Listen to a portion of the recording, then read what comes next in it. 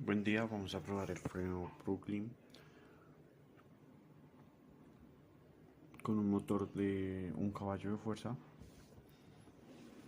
inyectándole corriente en sentido contrario o en sentido negativo para hasta que la máquina se detenga.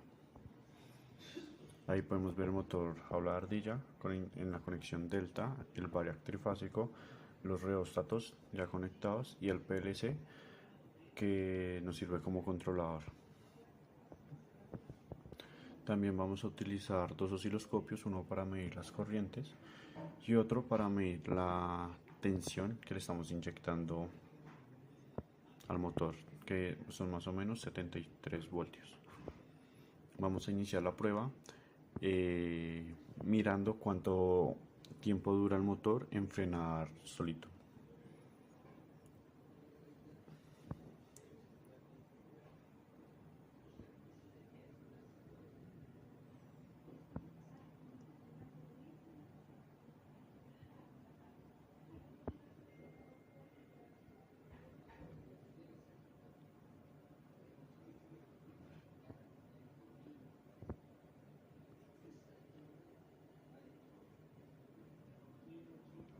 Podemos observar que son casi aproximadamente 15 segundos que dura el motor en detenerse totalmente.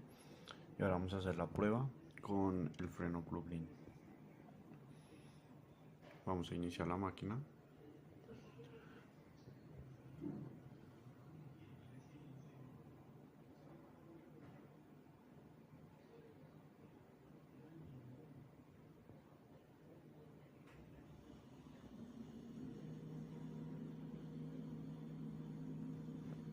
Y podemos observar que son casi 4 segundos y medio lo que se tarda el motor en frenar totalmente.